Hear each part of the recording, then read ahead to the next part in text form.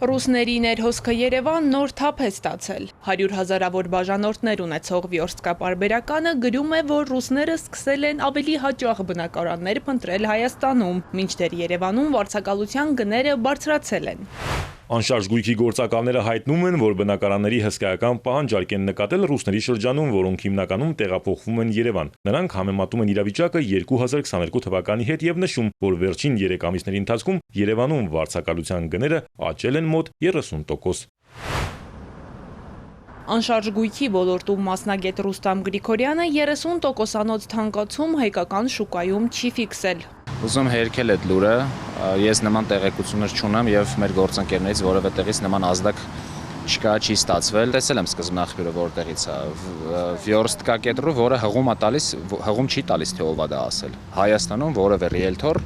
նշել է, որ շուկան 2022 թվականին նման է հիմա 30% աճել է եւ որևէ պաշտոնական կամ նույնիսկ ինչ-որ մեկին հղում տրված չի, հետեւաբար դա անհեթեթություն է։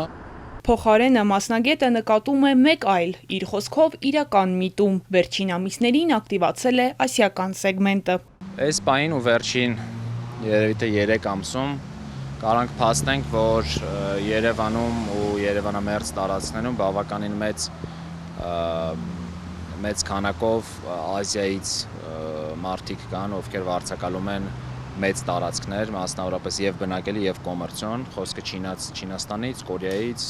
Վիետնամից մարդկանց մասին է, այնտեղ իրանց մոտ ինչ-որ օրենքների փոփոխություններ է տեղի ունեցել, մասնավորապես այդ on-line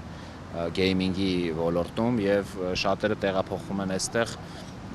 հեռավար այդ ամեն ինչը իրականացնում։ Որպեսզի քաղաքացիները զերծ մնան հնարավոր արհեստական թանկացումներից կամ տանտերերի կամայականություններից, մասնագետը հորդորում է ուշադիր լինել հատկապես պայմանագրերին, հիշեցնում է 2022 թվականը, երբ հայերին դուրս էին հանում բնակարանից եւ ավելի բարձր գնով վարձով էին տալիս ռուսներին։ Ոնց է պետք դա կանխել պետական մակարդակով, կա նման փորձ օտար երկրներում, Եվրոպայում, Ամերիկայում, երբ որ որոշակի շրջաններում գնային առաստաղ է սահմանվում, որ այս գնից բարձր որոշակի կրիտերիաներով անշարժ գույքը չի կարող վարձակալության գինը բարձրանա։ Շատ հեշտ կարելի է դա ինչ-որ ձևաչափով ստանդարտներով սահմանել։ Կարծում դա գործիքներից մեկը կարող լինի, երկրորդը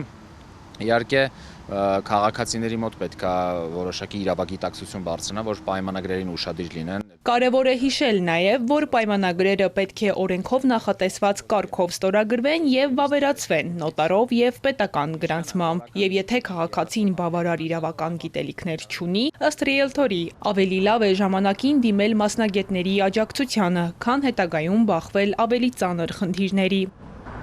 Ալինա Սահակյան, Սիմիկ Մայլյան, Էպիկենտրոն։